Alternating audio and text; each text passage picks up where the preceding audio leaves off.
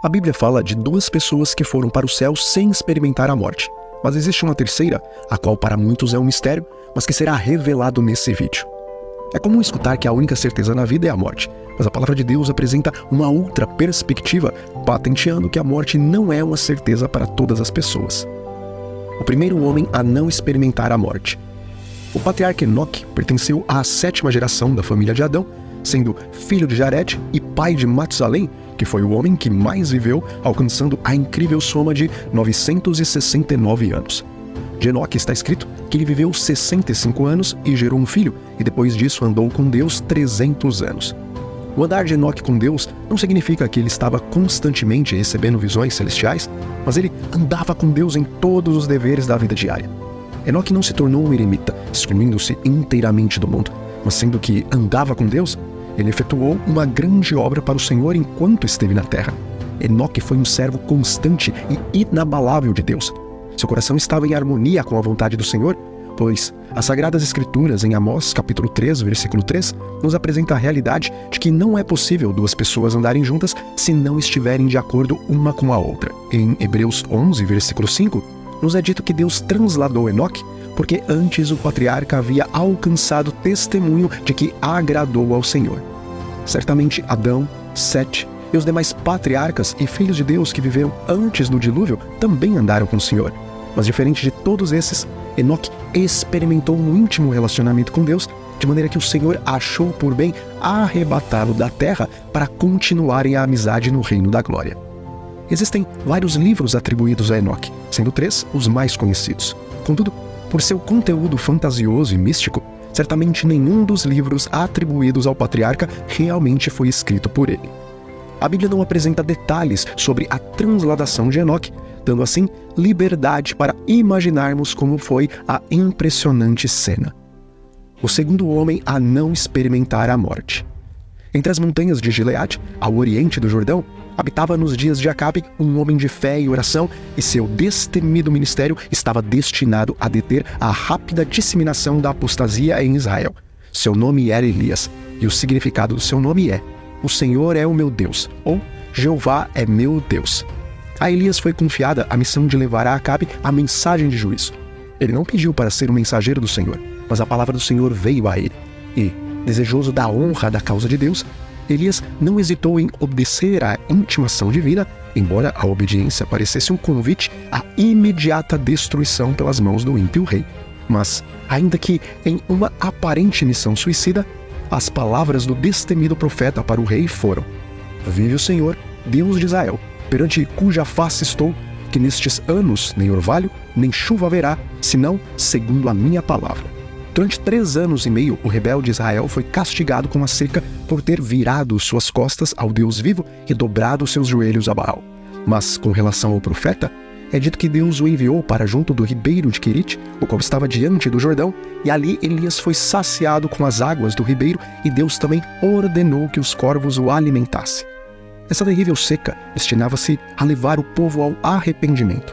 Contudo, determinados a conservar os descendentes de Abraão no engano, os sacerdotes de Baal continuaram a oferecer sacrifícios aos seus deuses e a invocá-los noite e dia para que refrigerassem a terra.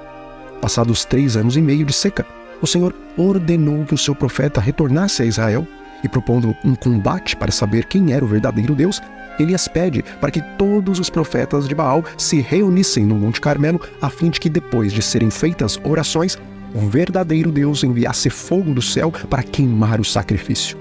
Os profetas de Baal falharam em sua missão porque Baal não era Deus. Mas, ao Elias orar para Jeová, fogo desceu do céu e consumiu o sacrifício, o altar e toda a água que havia sido despejada ao redor do mesmo. A missão de Elias estava terminada. E depois de ter chamado Eliseu para ser seu ajudante substituto, passando ambos o rio Jordão, sucedeu que, indo eles andando e falando, eis que um carro de fogo, com cavalos de fogo, os separou um do outro, e Elias subiu ao céu num redemoinho. O terceiro homem a não experimentar a morte. Moisés foi o amigo de Deus, e as Sagradas Escrituras relatam que ele foi o homem mais manso da terra. Contudo, depois de 40 anos peregrinando no deserto e pouco antes de entrarem definitivamente na terra de Canaã, em um surto de ira por conta da rebeldia e murmuração do povo de Israel, Em vez de tocar na rocha, Moisés desobedece à palavra de Deus e fere a rocha com seu cajado. E, embora em sua misericórdia Deus fez água jorrar daquela pedra, como consequência, Moisés não pôde entrar na terra prometida e teve que morrer sem ter atravessado o Jordão.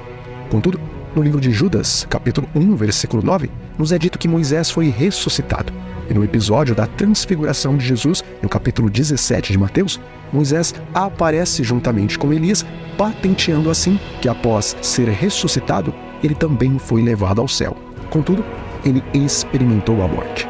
Jesus, o Verbo que se fez carne, embora não tendo pecado, também experimentou a morte antes de ressuscitar triunfante sobre o sepulcro e o diabo e ascender ao céu para se assentar à direita do seu Pai.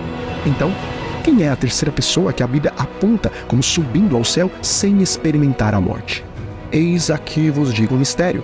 Na verdade, nem todos dormiremos, mas todos seremos transformados.